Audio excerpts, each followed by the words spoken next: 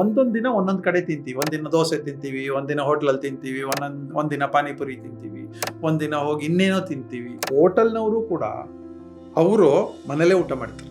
Hotel ತನ್ನದಿದೆ ಅಂತ ಹೇಳಿ ಅವ್ರು ಊಟ ಮಾಡ್ತಾರೆ. ಸೊ ಆ ಕೇರ್ ನಮ್ಗೆ ಯಾವಾಗಲೂ ಇರಬೇಕು. So this is one of the best medicines I found ever. ನನಗೆ ನಾರ್ಮಲ್ ಆಗೋಯ್ತು. ಈಗ ವಿತೌಟ್ ಡಯಾಬಿಟಿಕ್ ಮೆಡಿಸಿನ್ಸ್ ಅಲ್ಲಿ ಆಯುರ್ವೇದದಲ್ಲೂ ಇಲ್ಲ, ಅಲೋಪತಿನಲ್ಲೂ ಇಲ್ಲ. ನೀವು ಒಂದು ಇಡ್ಲಿ ತಿಂದ್ಬಿಟ್ರೆ 50 ಯೂನಿಟ್ ಸ್ಪೈಕ್ ಆಗ್ಬಿಡುತ್ತೆ. 2 ಇಡ್ಲಿ ತಿಂದ್ಬಿಟ್ರೆ ಸ್ಪೈಕ್ ಆಗ್ಬಿಡುತ್ತೆ. ಹಾಗಿದ್ರೆ ನಮ್ಮ ಹಿಂದಿನವರೆಲ್ಲ 15-20 ಇಡ್ಲಿ ತಿಂತಾ ಇದ್ರಲ್ಲ, ಅದು ಅವಾಗ ಏನಾಗುತ್ತೆ, ಆಕ್ಸಿಜನ್ ನಮಗೆ ಮೆಡಿಸನ್ ಆಗಿ ಕನ್ವರ್ಟ್ ಆಗ್ಲಿಕ್ಕೆ ಶುರು ಆಗುತ್ತೆ. ಅದೇ ಎನರ್ಜಿ, ಅದೇ ಮೆಡಿಸನ್. ರಿಚ್ ಫುಡ್ಸ್ ಅಭ್ಯಾಸ ಆಗೋಗಿದೆ ಅಂತಂದ್ರೆ ಅವರ ಮೈಯನ್ನು ನೋಡ್ಬೋದು, ತುಂಬಾ ಶೇಪ್ಲೆಸ್ ಆಗೋಗಿರುತ್ತೆ. ಯಾಕೆ ಅಂತಂದ್ರೆ ಅದು ಎಲ್ಲೆಲ್ಲಿ ಡೈಜೆಷನ್ ಪವರ್ ಇರಲ್ಲ. ಅನ್ಡೈಜೆಸ್ಟೆಡ್, ಅನ್ಅಬ್ಸಾರ್ಬ್, ಅನ್ಎಲಿಮಿನೇಟೆಡ್ ಫುಡ್ ಅಲ್ಲಿರುತ್ತೆ, ದೇಹದಲ್ಲೇ ಇರುತ್ತೆ. ಇವತ್ತೆಲ್ಲೋ ನಾನೊಂದು 200-300 ರೂಪಾಯಿ ಉಳಿಸೋಕೆ ಹೋಗೋದು, ಇಡೀ ವರ್ಷಕ್ಕೆ ನಾನೊಂದು 10,000 ರೂಪಾಯಿ ಉಳಿಸ್ಬೋದು ಅಷ್ಟೇ ತಾನೇ ಎಣ್ಣೆನಲ್ಲಿ. ಆದರೆ 10-20 ವರ್ಷದಲ್ಲಿ ಒಂದ್ಸಲ ನಮಗೆ ಜಾಯಿಂಟ್ ಪೇನ್ಸ್ ಬಂತು, ರೋಗಗಳು ಬಂತು ಅಂದರೆ 16 ಲಕ್ಷ ರೂಪಾಯಿ ಖರ್ಚು ಮಾಡಬೇಕಾಗತ್ತಲ್ಲ. ಸೊ ಇವಾಗ ನಿಮಗೆ ಹೇಳಿದ ಡಯಟ್ ಏನಿದೆ ಅದನ್ನು ಯೂನಿವರ್ಸಲ್ ಆಗಿ ಯಾರು ಬೇಕಾದರೂ ಫಾಲೋ ಮಾಡಬಹುದಾ? What does A doctor say for it?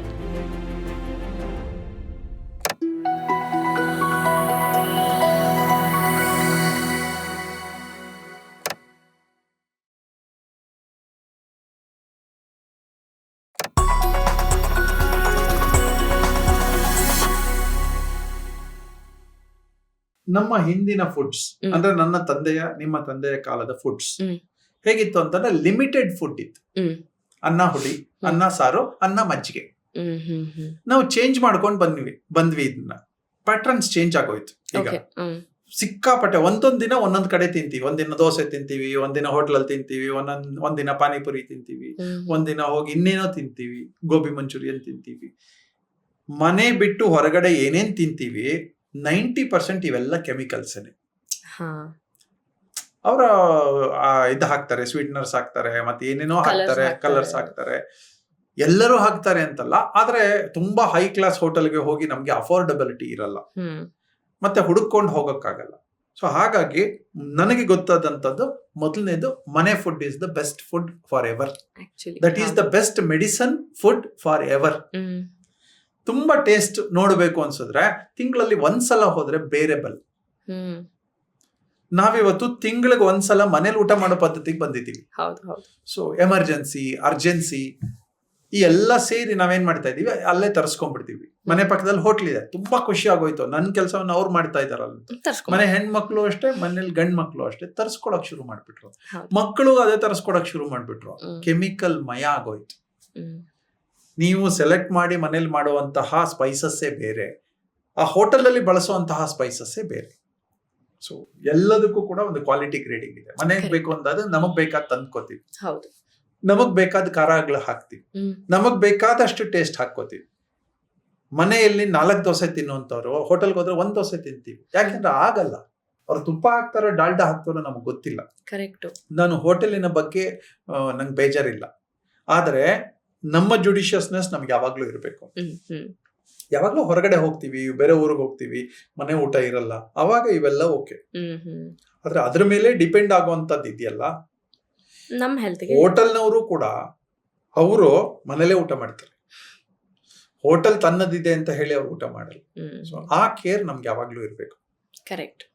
ಪಥ್ಯ, ಅದರಲ್ಲೂ ಪರ್ಟಿಕ್ಯುಲರ್ಲಿ ತರಕಾರಿಗಳು, ಹಣ್ಣುಗಳು ಮತ್ತೆ ತರಕಾರಿ, ಇದು ನನಗೆ ಪಥ್ಯ ಇಟ್ಟಿದ್ದು. ಈ ಪಥ್ಯ ಯಾರು ಬೇಕಾದ್ರೂ ಯೂಸ್ ಮಾಡ್ಬೋದು. ಸೊ ಈ ಪಥ್ಯ ಮಾಡುವಾಗ ಕಂಪ್ಲೀಟ್ಲಿ ಯಾವುದೇ ಓರಲ್ ಮೆಡಿಕೇಶನ್ ತಗೊಂಡಿಲ್ಲ? ನಾನು ತಗೊಳ್ಳಿಲ್ಲ. ಓಕೆ. ಇದೇ ಟೆಸ್ಟ್ ನನ್ನ ತಾಯಿಗೂ ಹೇಳಿದ್ರು. ನನ್ನ ತಾಯಿಗೆ 450 ಹೇಳಿತ್ತು. 8ನೇ ದಿನ ಇವತ್ತು, 8ನೇ ದಿನಕ್ಕೆ 205ಕ್ಕೆ ಬಂದಿದೆ. ಕರೆಕ್ಟ್. ಹೆಂಗ್ ಬಂತು? ಹೆಂಗೆ ಅಂತಂದ್ರೆ ಟಾಕ್ಸಿಕ್ ಕೊಡೋದು ನಿಲ್ಲಿಸ್ಬಿಟ್ರು. ಕಾಫಿ ಟೀ 3 ಗ್ಲಾಸ್ ಕೊಟ್ಟು ತಗೋತಾ ಇದ್ರು, ನಿಲ್ಲಿಸ್ಬಿಟ್ರು. ಮಧ್ಯದಲ್ಲಿ ಬೇರೆ ಫುಡ್ಸ್ ಇಲ್ಲ, ಬಿಸ್ಕೆಟ್ ಕೊಡೋರು ನಿಲ್ಲಿಸ್ಬಿಟ್ರು. ಡೈಜೆಸ್ಟಿವ್ ಸಿಸ್ಟಮ್ ಅದು ತುಂಬಾ ಸ್ಮೂತ್ ಆಗೋಕ್ ಶುರು ಆಯ್ತು. ಅಂದ್ರೆ ಅದು ತುಂಬಾ ಕಷ್ಟ ಕೊಡ್ತಾ ಇದ್ವಿ, ಲೋಡ್ ಜಾಸ್ತಿ ಕೊಡ್ತಾ ಇದ್ವಿ, ಮೆಷಿನ್ ಲೋಡ್ ಜಾಸ್ತಿ. ಈಗ ಅದ್ ನಿಂತೋಯ್ತು. ಇಂಟೆಲಿಜೆನ್ಸ್ ಅದಕ್ಕೆ ಸೆಟ್ ಆಗೋಕ್ ಶುರು ಆಯ್ತು. ಬೆಳಿಗ್ಗೆ ಇದ್ರೆ ಇಷ್ಟೇ ತರಕಾರಿ ಕೊಡೋದು, ಬೆಳಿಗ್ಗೆ ಇದ್ರೆ ಇಷ್ಟೇ ಫುಡ್ ಕೊಡೋದು, ಅದಕ್ಕೆ ಅರ್ಥ ಆಗೋಕ್ ಶುರು ಆಗೋಯ್ತು. ರೀಸೆಟ್ ಮಾಡ್ಕೊಳಕ್ ಶುರು ಆಯ್ತು. ಪ್ರತಿಯೊಂದು ರಕ್ತ ಕಣ ಚೇಂಜ್ ಆಗ್ಲಿಕ್ಕೆ ಶುರು ಆಯ್ತು, ಹೆಲ್ತಿ ಆಗ್ಲಿಕ್ಕೆ ಶುರು ಆಯ್ತು. So this is one of the best medicines I found ever. ನಂಗೆ ನಾರ್ಮಲ್ ಆಗೋಯ್ತು. ಈಗ ವಿತೌಟ್ ಡಯಾಬಿಟಿಕ್ ಮೆಡಿಸಿನ್ಸ್ ಅಲ್ಲಿ ಆಯುರ್ವೇದದಲ್ಲೂ ಇಲ್ಲ, ಅಲೋಪತಿನಲ್ಲೂ ಇಲ್ಲ, ನಾನು ನಾರ್ಮಲ್ ಆಗಿದ್ದೀನಿ. ಸೊ ಕಂಪ್ಲೀಟ್ಲಿ ಡಯಾಬಿಟೀಸ್ಗೆ ಏನು ಮೆಡಿಸಿನ್ ತಗೋತಾ ಇಲ್ಲ. ಓಕೆ. ಈಗ ಇಲ್ಲಿ ಒಂದು ಸಬ್ಜೆಕ್ಟ್ ಅನ್ನ ಹೇಳ್ತೀನಿ. ಈಗ ಯಾವ್ದೋ ಯಾರ್ಡ್ ಸ್ಟಿಕ್ ಮಾಡಿದಾರಲ್ಲ, ಅದು ಅಮೆರಿಕನ್ ಯಾರ್ಡ್ ಸ್ಟಿಕ್.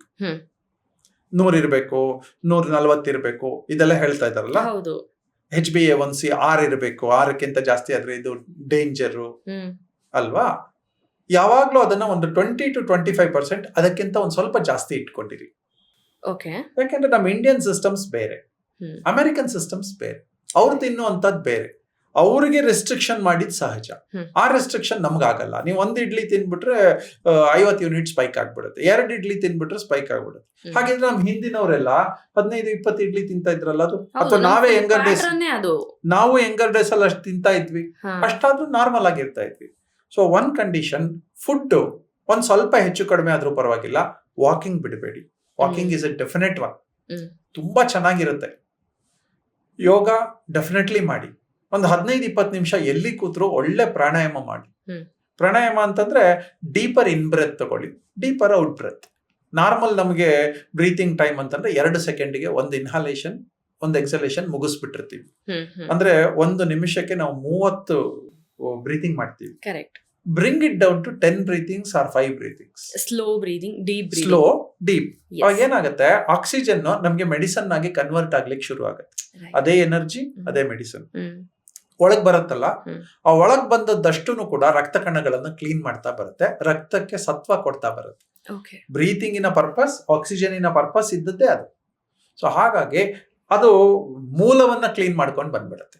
ಅಂದ್ರೆ ರಕ್ತವನ್ನೇ ಕ್ಲೀನ್ ಮಾಡುತ್ತೆ. ರಕ್ತ ಕ್ಲೀನ್ ಮಾಡಿದ್ರೆ ರಕ್ತ ಎಲ್ಲೆಲ್ಲಿ ಹರಿಯುತ್ತೆ ಅದಷ್ಟು ಕ್ಲೀನ್ ಆಗಿರುತ್ತೆ. ಇದನ್ನ ಮಾಡ್ಬೇಕು ಅಂದ್ರೆ ಯೋಗಕ್ಕೆ ಹೋಗ್ಬೇಕು, ಕಲಿಬೇಕು, ಅಂದ್ರೆ ಕ್ಲಾಸ್ಗೆ ಹೋಗ್ಬೇಕು ಏನಿಲ್ಲ. ಉಸಿರಾಡೋದನ್ನೇ ನಿಧಾನವಾಗಿ, ಸಮಾಧಾನವಾಗಿ, ಡೀಪ್ ಆಗಿ ಆಡಿದ್ರೆ ಸಾಕು. ನಂಗೊಂದು ಒಳ್ಳೆ ರಾಯಲ್ಟಿ ಕೊಡ್ಸಿ, ಟೆಕ್ನಿಕ್ಸ್ ಹೇಳ್ಬಿಡ್ತೀನಿ. ಖಂಡಿತ ಕೊಡ್ಸೋಣ. 50 ವರ್ಷ ಯೋಗ ಮಾಡಿದ್ದೀನಿ. ಅದರಲ್ಲಿ ಆಲ್ಮೋಸ್ಟ್ ಒಂದು 90% ಟೈಮ್ ಪ್ರಾಣಾಯಾಮವನ್ನ ಸ್ಪಷ್ಟವಾಗಿ ಮಾಡಿದ್ದೀನಿ. ಬಹುಶಃ ನನ್ನ ಆರೋಗ್ಯ ಎಲ್ಲಾ ಏರುಪೇರುಗಳ ನಡುವೆಯೂ ಚೆನ್ನಾಗಿದೆ ಅಂತಂದ್ರೆ it is because of my yoga. ಖಂಡಿತ. Because of my pranayama. Simplest technique ಅಂತಂದ್ರೆ 2 ಸೆಕೆಂಡಿನ ಬದಲು 4 ಸೆಕೆಂಡ್ ಬ್ರೀತಿಂಗ್ ಆಡಲಿಕ್ಕೆ ಶುರು ಮಾಡಿ. 4 ಅಭ್ಯಾಸ ಆಗತ್ತೆ. 2 ಸೆಕೆಂಡ್ ಇನ್ಹೇಲ್, 2 ಸೆಕೆಂಡ್ ಎಕ್ಸೇಲ್. 2ನೇ ಕಂಡೀಷನ್, ಪ್ರೆಷರ್ ಅನ್ನ ಕಡಿಮೆ ಮಾಡಿ. ಪ್ರೆಷರ್ ಆಫ್ ಬ್ರೀತಿಂಗ್ ಏನಿದೆ, ತುಂಬಾ ಆತರವಾಗಿ ಬ್ರೀತಿಂಗ್ ಮಾಡೋದು ಬೇಡ, ಆರಾಮದಲ್ಲಿ ತಗೊಳ್ಳಿ. Slow inhalation, slow exhalation, deep inhalation, deep exhalation, ಇದಿಷ್ಟೇ ಪ್ರಾಣಾಯಾಮ.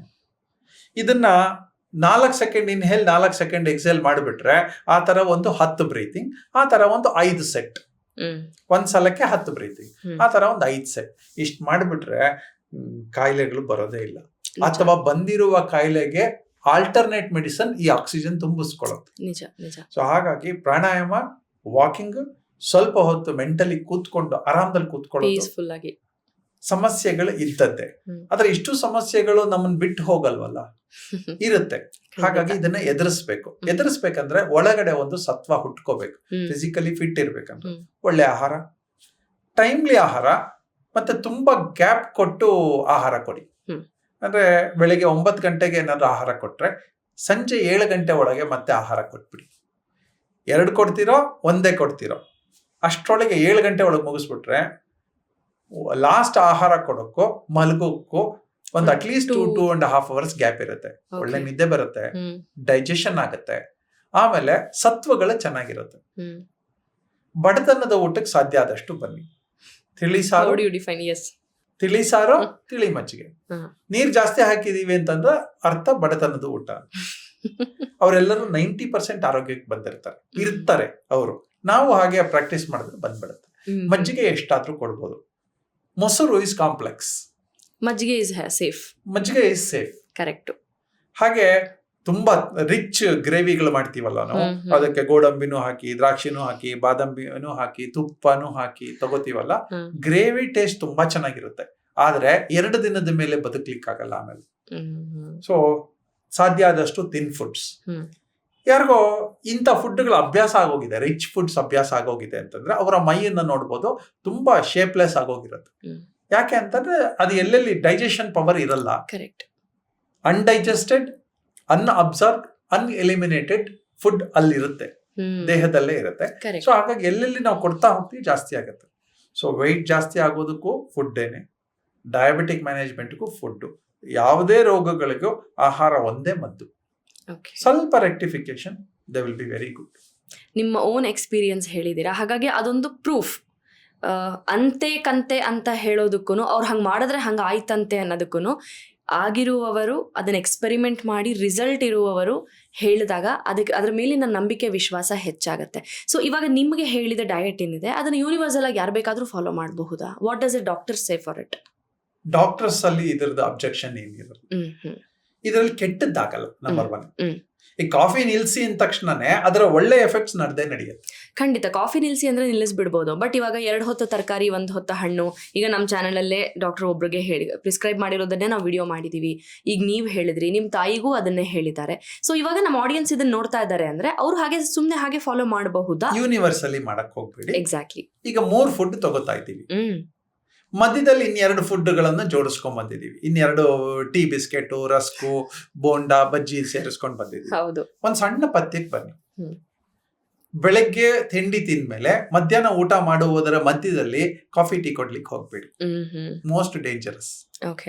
ಮಧ್ಯಾಹ್ನದ ಊಟಕ್ಕೂ ಸಂಜೆ ರಾತ್ರಿ ಊಟಕ್ಕೆ ಮಧ್ಯದಲ್ಲಿ ಒಂದ್ ಬೋಂಡಾ ಬಜ್ಜಿ ಕೊಡಕ್ ಹೋಗ್ಬೇಡಿ. ಸೊ ಕರೆದಿರುವ ಎಲ್ಲಾ ಐಟಮ್ಸ್ ಡೆಫಿನೆಟ್ಲಿ ನಿಲ್ಲಿಸ್ಬಿಡಿ. ಹಾಗೆ ಕರೆದಿರುವ ಐಟಮ್ ಬೇಕೇ ಬೇಕು ಅಂದ್ರೆ ಮನೇಲಿ ಮಾಡಿಕೊಡಿ. ಹೊರಗಡೆ ಬಳಸೋದು ಎಲ್ಲವೂ ರಿಫೈನ್ಡ್ ಆಯಿಲ್ಸ್. ರಿಫೈನ್ಡ್ ಆಯಿಲ್ಸ್ ಅಂತಂದ್ರೆ ಅದು ಪ್ಯೂರ್ ಕೆಮಿಕಲ್ಸ್, ದೇಹವನ್ನ ಡ್ಯಾಮೇಜ್ ಮಾಡೋಕೆ ಇರುವಂತದ್ದು. 400 ರೂಪಾಯಿ ಇರುವಂತಹ ಕಡಲೆಕಾಯಿ ಎಣ್ಣೆಯನ್ನ 100-120 ರೂಪಾಯಿ ಕೊಡ್ಬೇಕಂತಂದ್ರೆ ಇನ್ಫೀರಿಯರ್ ಕ್ವಾಲಿಟಿ ಮೆಟೀರಿಯಲ್ಸ್ ಹಾಕಿರ್ತಾರೆ. ಸೊ ಅದು ಅವರ ವ್ಯಾಪಾರ.